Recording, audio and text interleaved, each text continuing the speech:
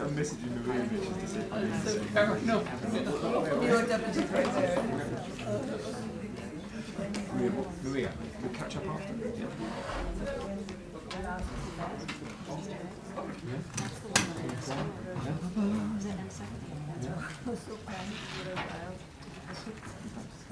That's what just happened to me.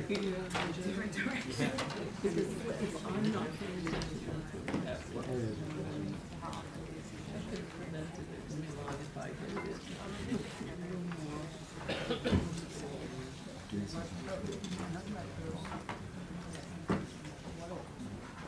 Out of your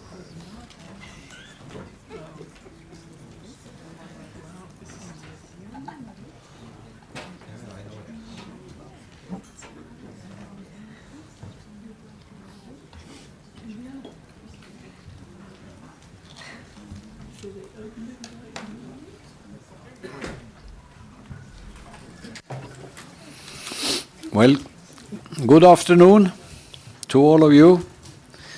Welcome to this side event organized by the Vienna NGO Committee on Drugs and the UNODC's civil society team. My name is Esbjörn Hörnver and I'm chair of the Vienna NGOC and the Civil Society Task Force. And together with me is Mirella Rumafrachi from the Civil Society team, but also Jean-Luc from UNODC Senior Management. We have Yulia Kalinina from the Russian Federation's mission. And we have Lisa Sanchez from the Mexican United Against Crime. We have also George Ochieng Odalo from the Slum Child Foundation in Kenya. And we are waiting for Peter Calvacci, who has developed a tool for us. And he is on his way, but there are some logistical problems right now. We are made this event to give you some kind of an input on what have we done with the outcome document from the UNGASS 2016, the role of civil society in the implementations, because that was what we were asked by the member states, if we could report on that. And of course, there will be bigger reports before 2019.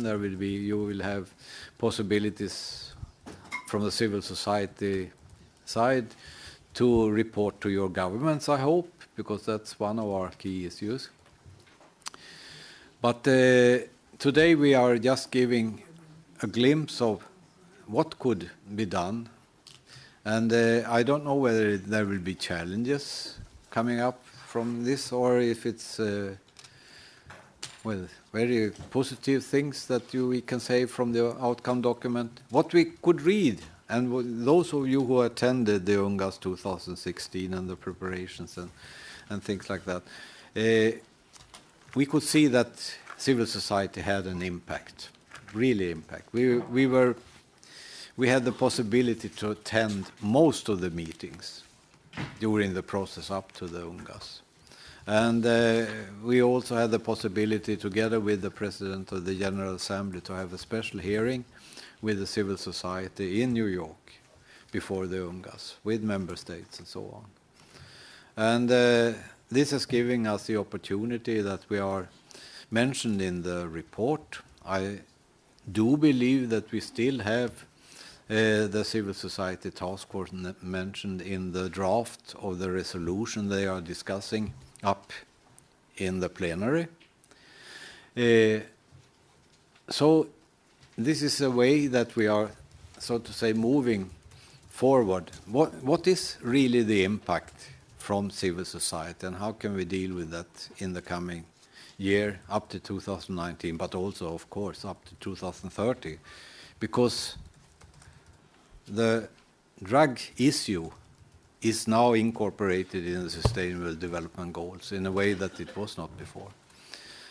And we need to take that on board as well. So Welcome all of you, and I will start to give the floor to our co-organizers, the civil society team in the UNODC, and Mirella, please.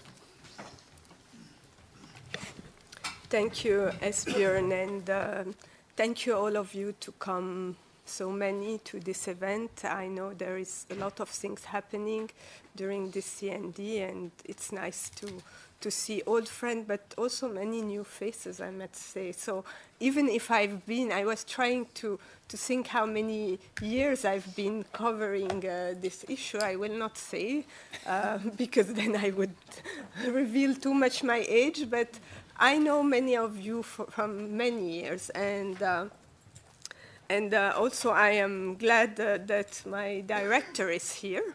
He covers the policy and public affairs, so the civil society team is within his division.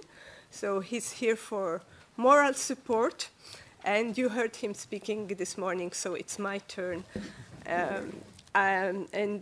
Yes, I mean, I cannot speak about the relation with civil society without mentioning not the UNGASS 1998, because I wasn't there, but certainly the preparation to the ministerial segment in 2009 and the initiative that we had with the Vienna NGO Committee called Beyond 2008. I don't know how many of you were participated in this initiative.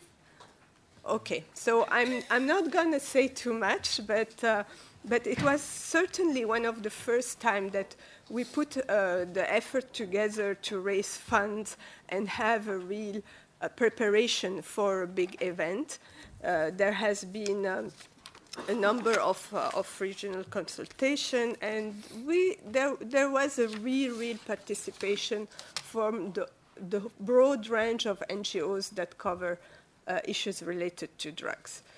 And this has inspired a bit, I would say, the preparation for UNGASS 2016, because we have put also, and especially the two committees, the New York Committee and the Vienna NGO Committee, have put their joint effort and created what has been the Civil Society Task Force, which successfully covered thematic area plus the regions, and giving a voice a little bit, I would hope, to everybody.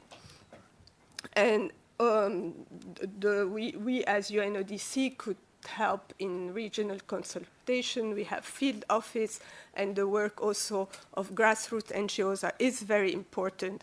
And the only way is really to be able to involve them at a local level. One of the deliverable output of also the preparation to UNGASS is the marketplace that we will show you, hopefully, if our IT person make on time. But in any case, we will show it to you in a few minutes. Why this idea of having an e-platform is nowadays, of course, everything is digital, and we could have used Facebook, but to be really specialized on, have something specialized on drug-related issue, have all the NGOs being able to work, have also all the member states knowing who is doing what where. It's very basic. And we have now simplified it, and I hope we will be able to present it in a few minutes.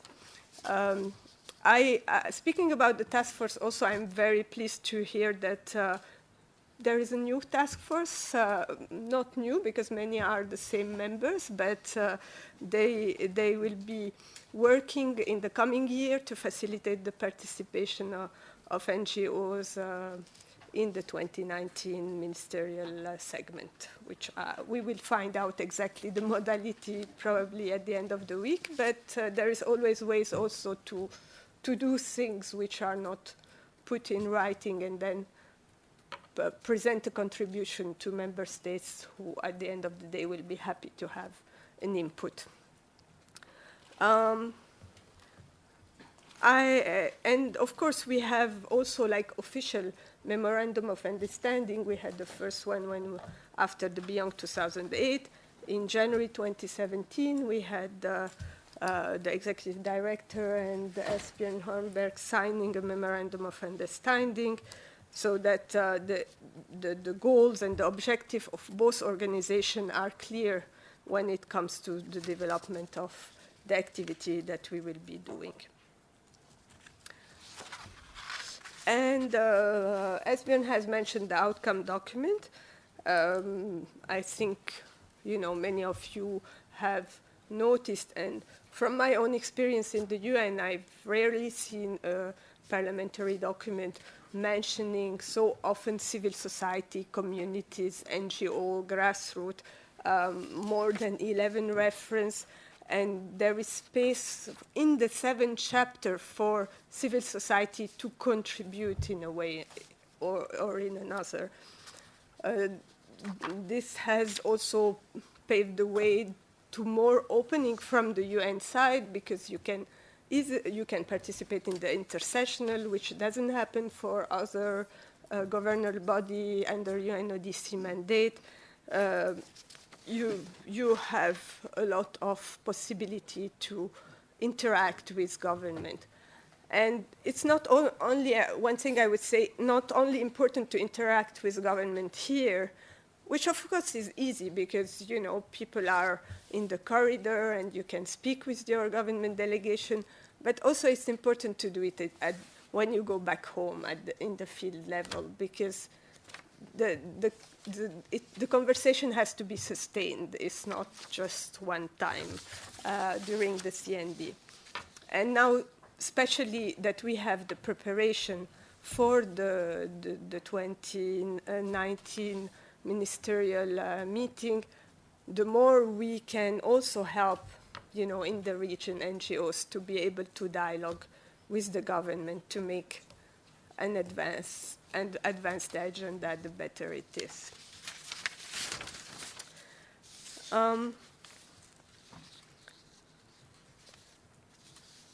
So I think we have, we will go now to the other speaker, but before that, I would like to just take the opportunity to thank the government of Russia, who has funded basically this product, which is the NGO Marketplace.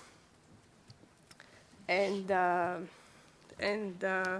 would like again to thank all of you for being here and look forward to our continued cooperation. Okay. Thank you, Mirella. And before going into the civil society statements concerning the outcome document and what we have done and so on, I would like the Russian Federation representative, Yulia, to say a few words why Russia is supporting this tool so many years now. Thank you. Oh. Thank you, Esbjørn, and good afternoon, dear colleagues. Russia is happy to be part of this side event and promote constructive dialogue between civil society and member states in implementing their operational recommendations of the UNGASS, the political declaration and plan of action of 2009, and also this work is, will be very important in the way to 2019, when their international community is about to organize a high-level review of the implementation of the political declaration. We know that here within the CND, our governments negotiate the international drug control policy. But NGOs have a very important role in implementing projects on the ground. That's why it's high time that we come from their discussing political commitments to actually implementing action on the ground. In this sense, Russia supported from the onset the UNODC initiative to develop an electronic tool called Marketplace, which enables interactive communication between different NGOs across the globe and provides them with opportunities to share best practices, experiences, and also challenges that they come across in their practical work in implementing the operational recommendations of the UNGASS. We are happy that this initiative has generated huge interest among the NGO community. We know that there are more than 100 organizations already actively participate in this platform, and we hope that in the future this tool can become a full-fledged network of civil society organizations and their constructive day-to-day interaction with member states and sharing their best practices and the programs that they implement. I thank you very much and wish you all the success. Thank you.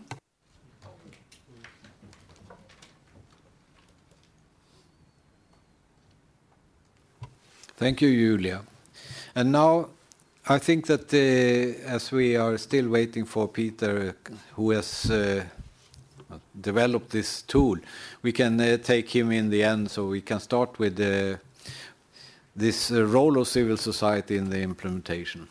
And Lisa, can you start? What are you doing in Mexico? Please let us know.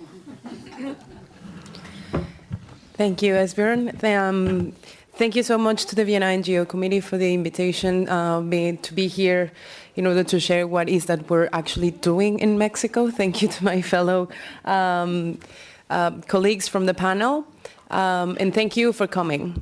I wanted to share the Mexican experience because I do think that it has a number of qualities and lessons learned over almost a decade of collaboration between civil society and government in the drugs issue. And it also has a good of excellent best practices that I think could be of interest to other governments and to other civil society organizations. So first of all, just to let you know that this is the 6th year in a row that I come as part of the official Mexican delegation to the CND, and this is something that it has been institutionalized in my country, so the Mexican delegation always has at least 3 or 4 civil society representatives coming as part of the delegation so they can be part of the discussions with all the government agencies that are here, and so they also can take part of the negotiation processes, witnessing firsthand how language is being proposed, how resolutions are being negotiated, how member states come to agreements that actually affect the lives of several different populations in the ground. And so that gives us firsthand information to actually tailor our strategies back home and be more effective in what we do, because we do know how the world is changing and we're monitoring this in real time. The second best practice that Mexico has been implementing over the past years is that within our Ministry of Foreign Affairs and within most of our ministries, we do have a general direction of liaison with the civil society organizations. So within the Ministry of Foreign Affairs, we have a permanent group of organizations working on drug-related issues that meet at least once every 2 months. So we follow up on everything that's been happening, not only at the level of the CND, but also at the level of regional and other multilateral groups, such as CCAT at the level of the Organization of American States, such as COPOLAT, CELAC, and other relevant groups or fora. And within this particular group, of course, all members of civil society are welcome, so it's not a one-side kind of group discussion representing just the views of one part of civil society, but it's a very mixed group of different people working on different issues. So it's basically another opportunity not for us to understand what our government is doing at the international level, but also to have a permanent dialogue mechanism amongst ourselves that can actually approach our positions to make us also more effective to work on this. And the third thing is that since we were already very active during the UNGASS process, we were part of the New York NGO Committee, some of the Mexican organizations. We were also part of the Vienna NGO Committee, and we had Mexican representatives at the Civil Society Task Force. We were already that engaged. What the Mexican government did was to call for a series of 7 dialogues based on the 7 thematic chapters of the UNGASS outcome document, and organized 7 different meetings like this, like the exact same format, but with all government agencies, in order to socialize the document, so everybody within the Mexican government at the federal and the state level understood what was agreed at the CND, what was agreed at the General Assembly, and what were the responsibilities.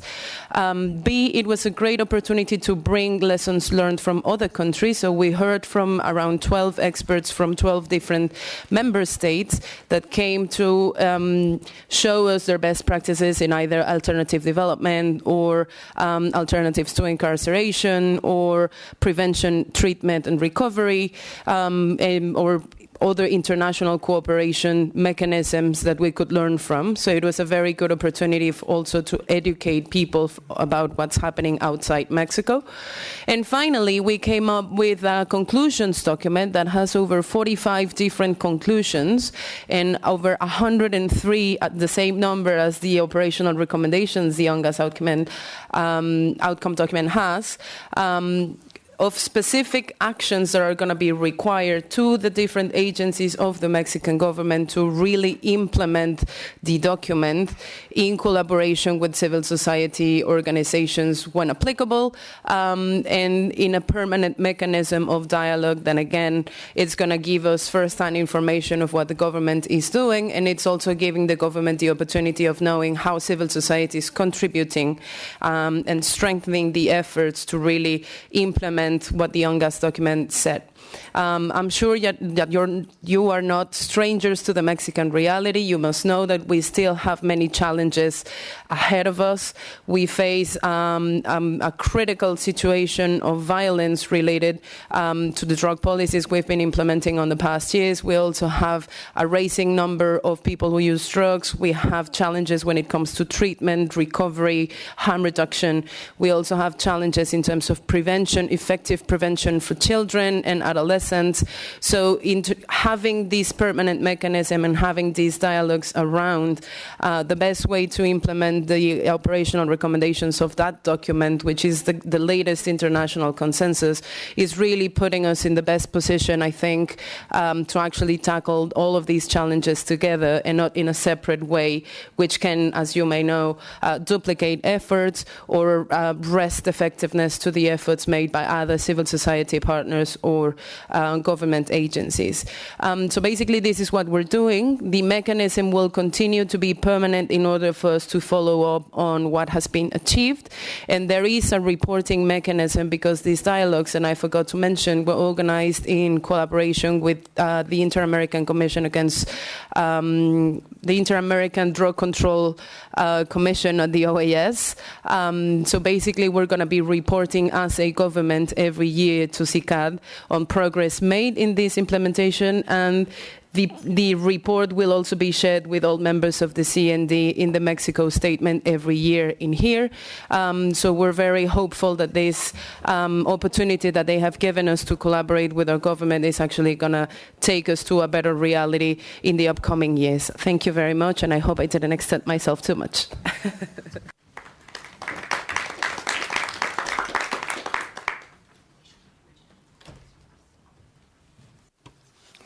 Thank you, Lisa. And I think we can learn a lot about what you have done in Mexico and the cooperation between civil society and the government.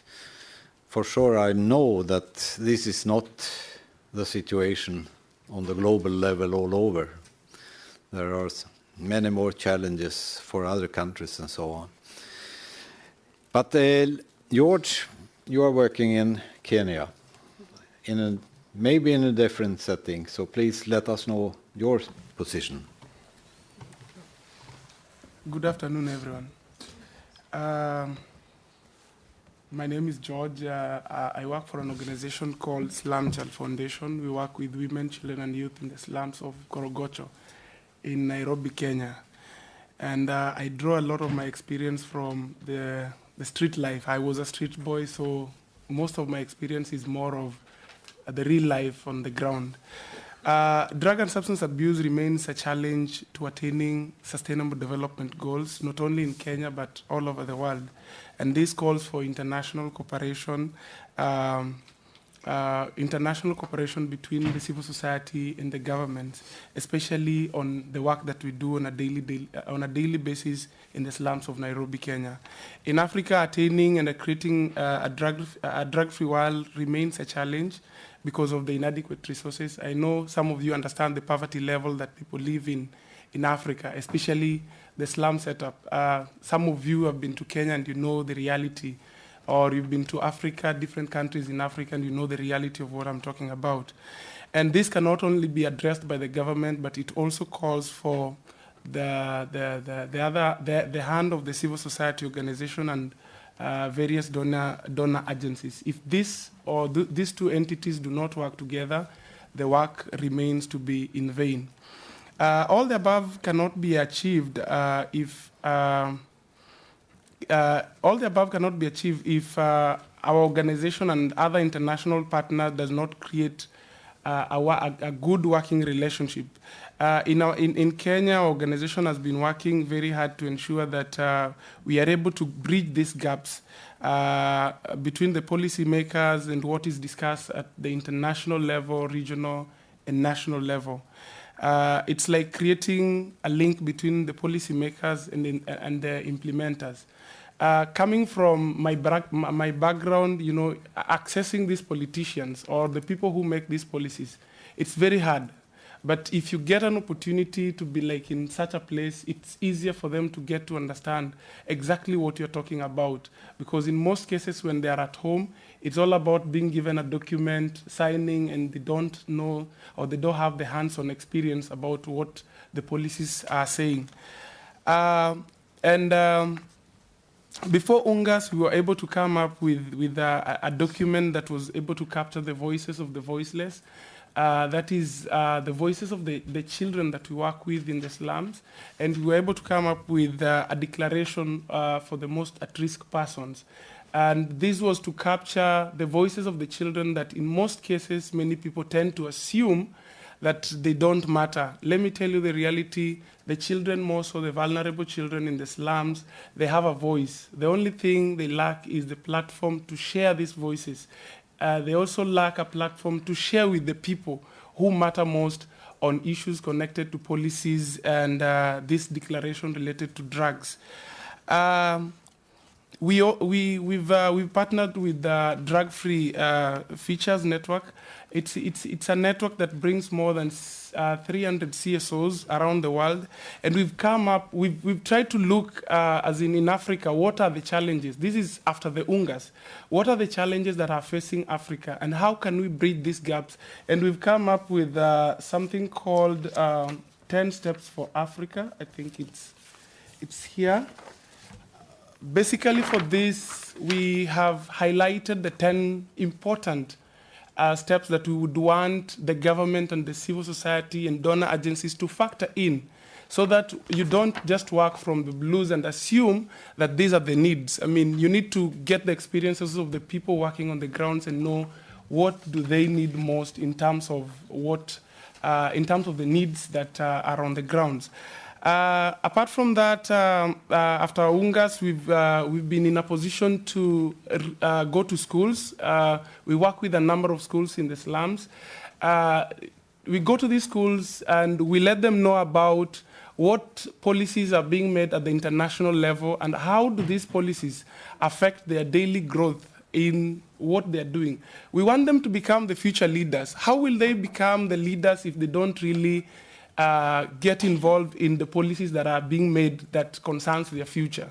It is very difficult. So we also get an opportunity as we go to these schools, as we go to the streets, to meet them. We get to tell them that there is this thing taking place, there is this policy being formulated, and this is what it says in their own simple language, so that you don't put it in a technical way that a street child or a child that comes from the slum will not be in a position to understand. And this one is just to help them know what is trending in the world and what is relevant and what is not relevant.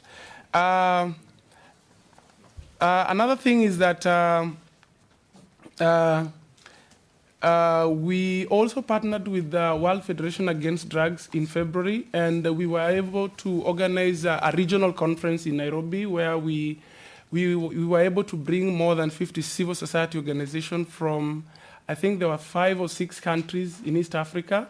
And we were giving them an opportunity to get to understand, because not every other civil society in Africa can afford to come to the CND or to travel to New York to get to know what is happening. So through that forum, we were able to disseminate the information. We were able to make them understand that this is the outcome document and this is what it entails. And then apart from that, we, as an organization, we've been trying our level best. What is discussed at the CND, we followed it up with the government so that this information does not remain with the government or the representative of the state parties who come to the events here, but they also ensure that this information reaches us on the ground. This month, not this month, last month we were able to engage the government of Kenya through a caucus. We've developed a caucus that brings more than 60 civil society organizations in Kenya.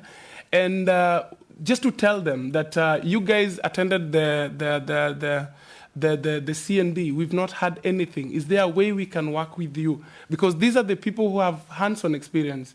We develop policies about the people that they're working with. But if you do not involve them, or you just collect this information, put it on the shelf, it will be as good as nothing.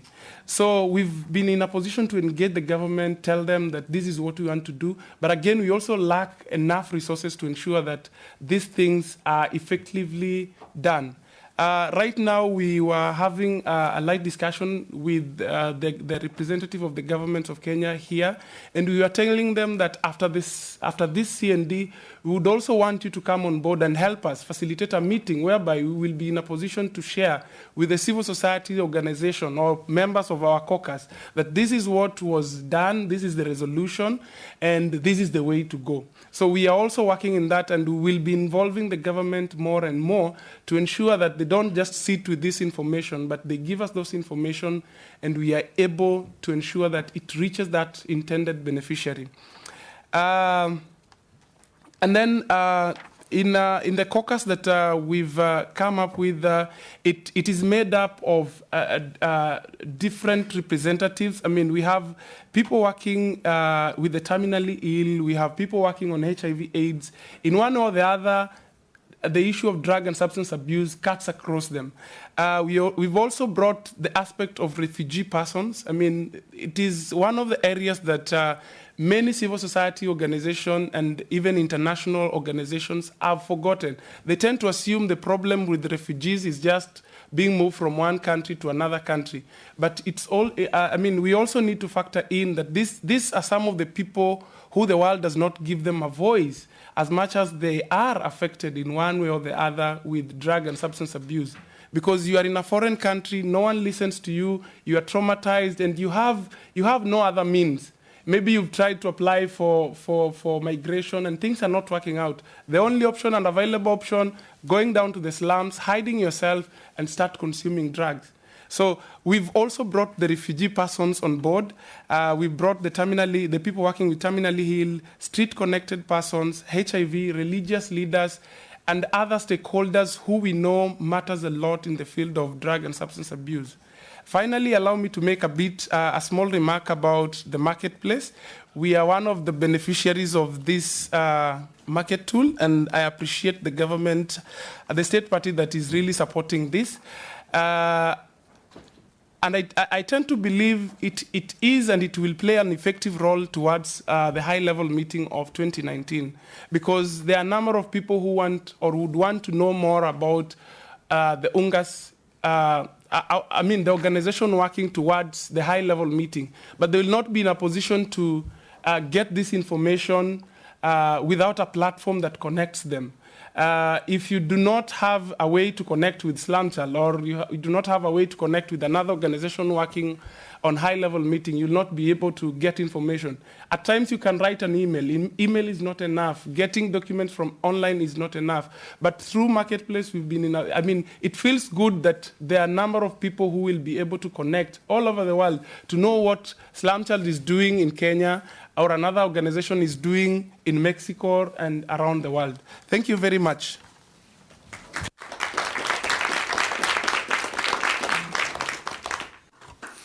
Thank you, George. And well, it was impressive to listen to what you have to tell about Nairobi and your work there.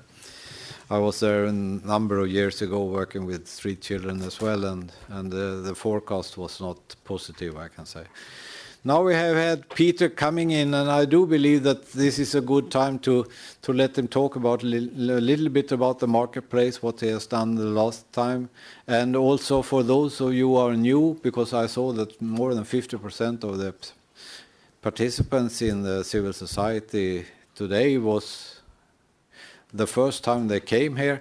So this might be new information for you. For those of you who have seen it, please remember to use it and remember to spread it. And after that, I hope that we have time for some questions and comments, remarks from the audience. Peter, please. Thank you, Esbjørn. My name is Peter Kalvace. I represent the organization that designed and developed the marketplace on behalf of the VNGOC and the UNODC. We've just heard a fantastic talk from George about what his organization is doing and how it's leveraging the marketplace to connect to other organizations of the same, perhaps, persuasion or of the same topics of interest. So as the lead designer of the marketplace, I would like to introduce you in some minutes to what this tool can actually do, how it can be used by your organization to present yourself to others and to better connect to other people and organizations who work in the same area. So, as you can see already on the screen, we have a profile of the Slumchild Foundation, and we've designed the marketplace so that every organization who works in the field of drugs and crime can have their own profile on this platform. And a profile can be understood just in the same sense that a Facebook profile can be understood, or a Twitter profile, or a YouTube profile. It's just a way to kind of abbreviate and to summarize what your organization is doing, what kind of services it's providing. We can see those at the top, and what kind of services it's requiring. Now, these required and provided services are the core of the marketplace, because that's how your organization can quickly find out what other organizations may be able to support you or whom you are able to support yourself. And let me just show you quickly how it works. We are right now seeing a profile that's located in Kenya, and we are seeing that the Slumchild Foundation provides prevention, advocacy, research, and some other services as well. And on the right-hand side, just as on YouTube you would see related videos, you automatically get matched to related organizations. So you can see what other organizations, for example, are present in Kenya, and you can see that, for example, Husika Africa also provides prevention and also treatment in addition to that. And we can go to them. We can go back. And it's even more flexible, because if you decide that you are interested in prevention in particular, you are providing prevention to some other NGOs and to some people in the region, you might click on the prevention service, and you can see which other organizations require prevention in all of Africa. And the system has been designed to facilitate this process in a very efficient manner. So you are quickly able to identify, if you provide certain services, what other NGOs might require them in your area, and if you require certain services, what other NGOs may provide them in your area as well. But the new version of the marketplace is designed around the principle of posts and updating other people on what your organization has been doing related to your activities. So as you can see, the center of the profile is designed kind of like a Facebook feed, kind of like a Twitter feed. It's completely free for organizations to post content, to showcase to the world what they are doing, and to connect to other organizations in the same manner. If we navigate to the start page, we can see that we already have plenty of organizations on the system. If we just go back here. Yeah. So if we go back here, I think I'm having some firewall issues at the moment. So I hope this doesn't prevent us from enjoying the presentation. Just for a quick second. Right, so this is the start page of the NGO Marketplace, and you can see that we already have over 150 organizations registered on there. And if you are not yet part of the Marketplace, I would warmly welcome you to sign up for a profile. It's quite easy to do. If I just sign out of the VNGOC profile here, it will be easy to see how. Just click on register. And it only takes a couple of seconds, maybe 1 or 2 minutes, to get a new profile going. And the platform guides you very intuitively through the process of creating your own profile. Yeah, so this is the classic presentation disease. Whenever presentations happen, the worst things always take place.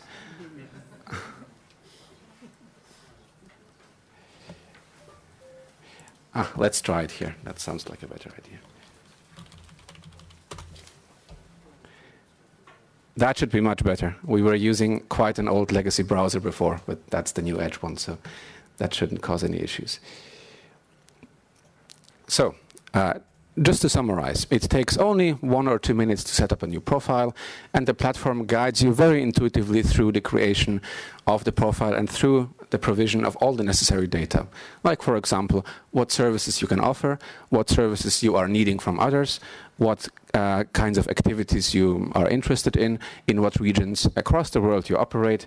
And the central element, the central column of the Marketplace, is really designed quite in the manner of Twitter or Facebook. It's just supposed to be a long list of events and messages and updates that happen on the platform. We can see, for example, that on the 9th of March, that's not too long ago, Dianova Canada has posted a new update. They are providing a new service called Recovery, and they have even specified in quite a great detail what that entails, what the conditions are, what the description is. And you can see that this is a very easy way to advertise your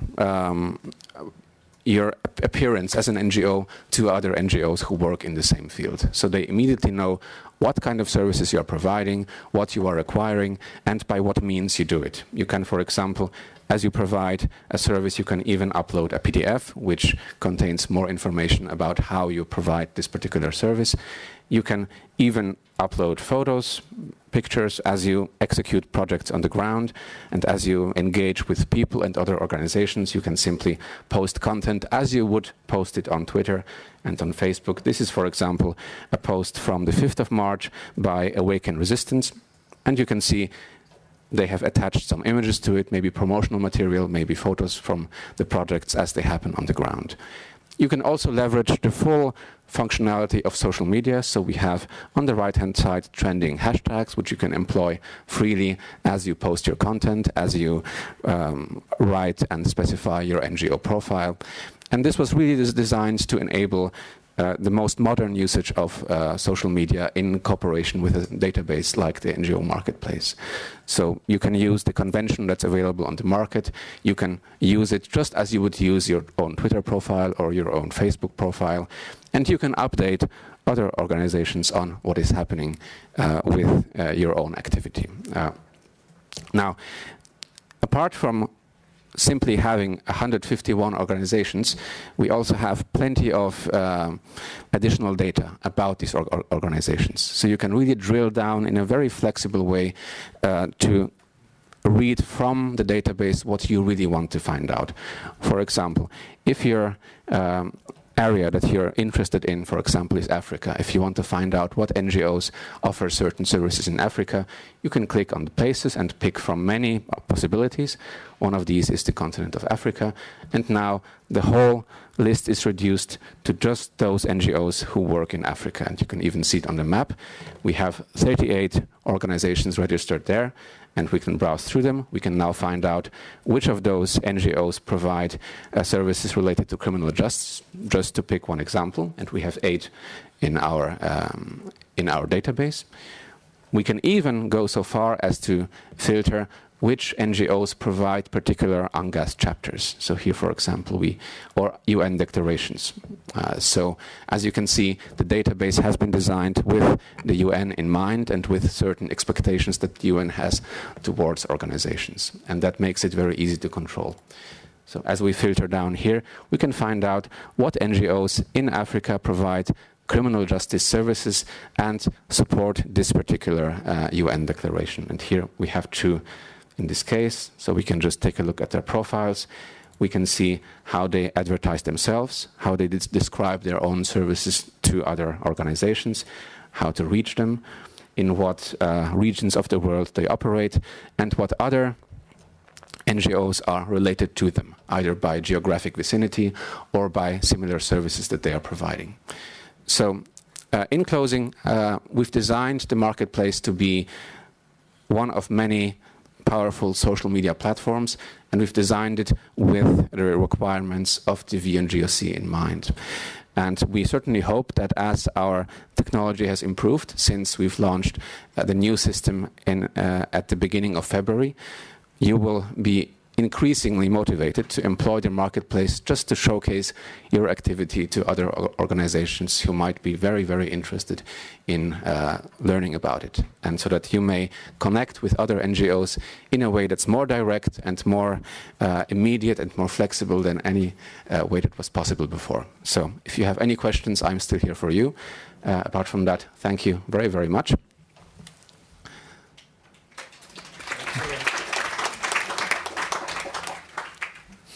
Thank you, Peter. I think you forgot one thing, and that was the language, because some of you are not familiar, or a number of our organizations are not using English, for example, and the marketplace is translating. So you just click, and then you can have translation into a number of different languages, I must say. That's true. Yeah. So now we have time. Thank you, Peter. I hope I said that before, because this has been a journey, I must say, and we have now seen the result, and I hope that you will use it. I hope that we can convince member states and private foundations and so on also to use it and look into the possibilities of finding what they are looking for if they would like to support different activities, different programs in different areas of the world. I leave the floor open for some questions. Then we have Rogers first, and then you. Okay, thank you so much, our chair, Vienna NGO Committee, and also Milela, civil society team. I think if we are to look for outcomes or products of the Vienna NGO Committee, this is one of the many, but the best. And particularly for us in Africa and in Uganda, who have limited sources of information, and we found this very helpful and very useful as a start, but also as a marketing product. The question I want to ask briefly is that how can this tool again be useful in collecting some of the good practices we have in Africa? Because many of the issues you hear here that we don't see a lot of information coming out in Africa.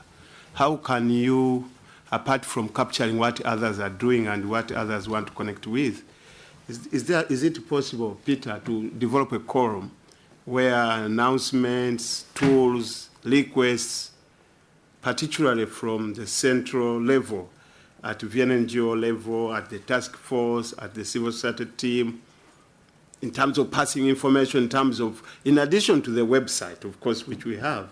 So have you thought about that? Is this an area which you would tap in? Thank you.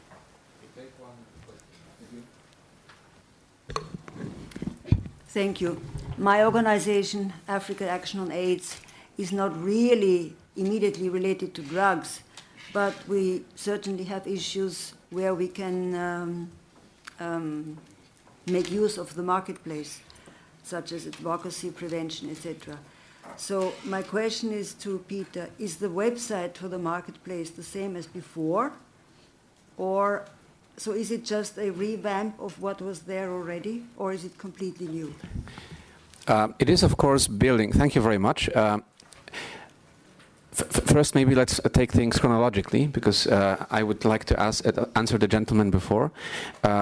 We are extremely interested, as the developers of the marketplace, we are extremely interested in exactly listening to how you believe, as NGOs who actually work in all of these matters, how you believe that a platform like the marketplace can help you even more. So if you have special ways of wanting to communicate with other NGOs, or special ways that you can connect to them that we haven't thought about yet, we would love to hear it. And in fact, I'm I hope that even after the presentation is over, we can talk about these ideas that you've just stated, because they seem to me to be essential, and we would love to look into them. Of course, all of this depends on whether the project goes ahead and whether we secure the necessary funds to develop any additional features, but in principle everything is possible. And the good news is that we have a very broad database of NGOs already in the system, and we can correlate all matter of metadata, like the services they provide or require, or the places where they are engaged. So we have a huge database to work from. And if we can facilitate special ways of communicating that you have suggested in your question, we would love to do it. And just to the rest of the group, I would love to hear even more of such feedback. It's very essential to us. And if possible, we could even talk privately after the presentation is over, because that is essential to what we want to do. So thank you for the first question and for the first feedback. As to the second question, it is not so much a revamp of what already was there, than it is a reinvention. Because we have identified, since we started the first version a couple of years back, we have identified several shortcomings that had to be there for historical reasons, because such things don't emerge out of nothing. They are all a work in progress. And the new marketplace has been redesigned with a different focus in mind. What we have accomplished in the first version, I would say pretty well, was just to give a database to the VNGOC and the UNODC, into which all manner of different NGOs are integrated. But what we have failed to do, quite frankly, is to provide a user-friendly way by which organizations themselves can easily communicate to the world what they are doing, and in such a manner that it would be easily filterable by geographical area or by service provided or required. That we haven't done quite so well the first time around. And we have agreed, after long discussions and after long kind of soul-seeking, not to sound too dramatic, but we have kind of agreed that what we would need to do for the next version is to put the user aspect at the center. And we really believe that in the new version we have constructed a very intuitive system. It even comes, even though we think it's not so required, it even comes with a user guide. It's not very long. If I may just show it. It even comes with a user guide. If you want to know how to use the marketplace, I encourage you quite a lot just to read through it. It takes about 5 minutes. It's quite a short document, but it neatly encompasses all that is possible from the user perspective. So the marketplace 2, as we call it, is a reinvention of what was already there, but around a very different focus. We really want to encourage NGOs to keep posting content. We've had some encouraging posts so far, so several NGOs have already engaged the system, but we really need to communicate outwards that this would be a great added value to all organizations if all organizations confront it, and if they start to use it for the purpose that it was developed for. So it's really a reinvention with a different emphasis. Having already established quite a big database, it is now our mission to encourage NGOs to post regular updates, to post new services, to post new PDFs, to post new photos, so that the full power of such a database may actually be leveraged. So, thank you. np.vngc.org, the same website as before. Yeah, the address is the same. Maybe I can make it a bit bigger. Yeah. While you are looking at that, Jamie, you asked for the floor. Oh, yeah, sorry. I know we're short of time. Obviously, a lot of organisations, a lot of NGOs already spend a lot of time investing in updating things on social media, Facebook, Twitter, etc. Can this marketplace draw the feeds from those other places, or does everything have to be uploaded again? We have, that's a very good question, very relevant question. We have asked ourselves this very thing while we are designing the new platform.